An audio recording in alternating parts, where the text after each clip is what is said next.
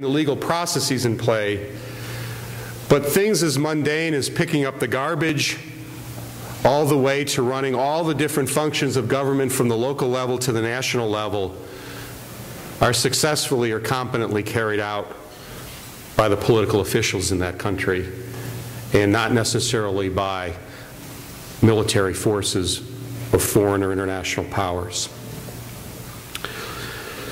A lot of play has been given to Afghan national and Iraqi national elections, and I think those are important. We should look at those. Often most interesting to me is the number, frequency, and honesty that's carried out in local elections. Because sometimes the one that's closest to the people and the one that will have the implications all the way up the line is how well does local government function. Because at some point, if you don't have successful local government in Afghanistan and Iraq, you run into all sorts of problems that tend to infect problems with the rule of law and local security. Most importantly, I would want to know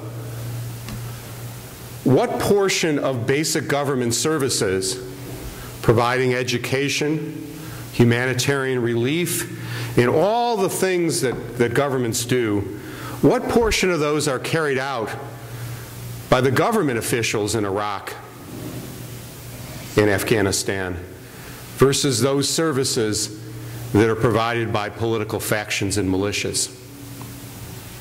It's a bad sign when it's the Taliban or Muqtada al-Assad or other of those who essentially have created alternative government structures and are carrying out the various kinds of services that really should be the purview of government. And you're not going to have successful peace-building efforts for the long run when the local population and others depend on those groups as opposed to the government as a whole to carry those out. I'd want to see some evidence that local governance work, that it's elected representatives who have ultimate legal authority over the military. And I think that's a goal that's shared by military authorities and civilian control as well as political authorities in almost any military in the world that I know of. As opposed to having militias, paramilitaries, and others operating in society that may not be answerable to national government authorities. When one looks at the government and the military, a sign that foreign troops or foreign intelligence officers hold key positions is probably not a good long-term strategy. I recognize that in many cases those foreign troops and intelligence officers play vital roles in the functioning of those organizations. But for the long term, relying consistently on those rather than indigenous forces and building your own is not a good sign.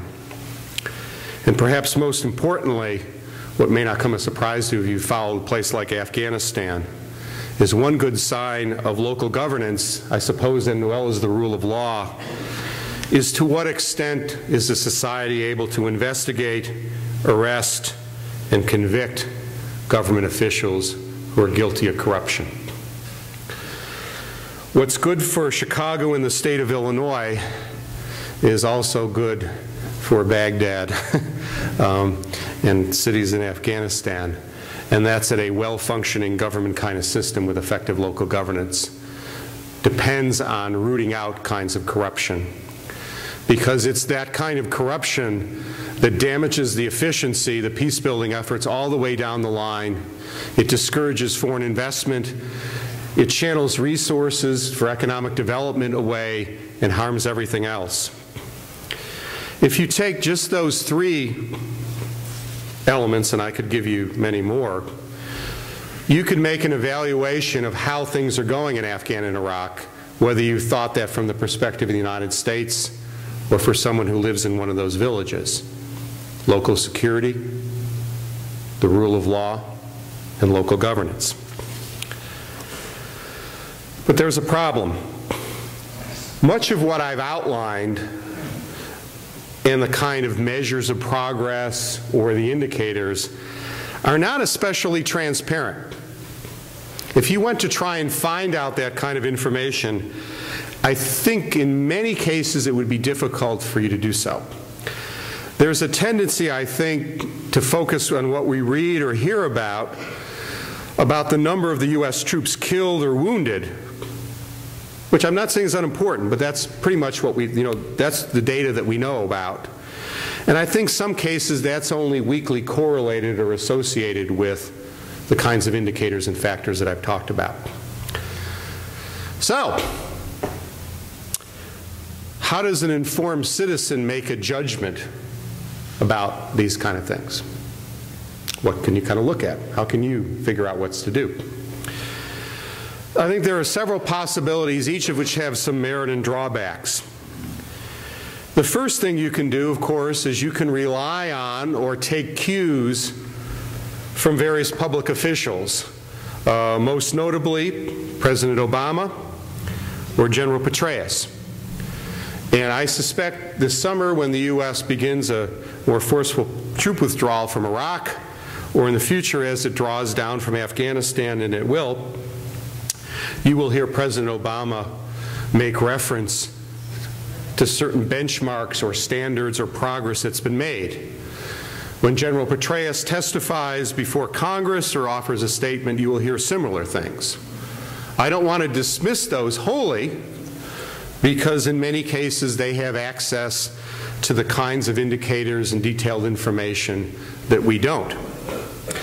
On the other hand, you also note that President Obama and General Petreaus have vested interests in certain kinds of outcomes, and in seeing those outcomes, whether they're there or not.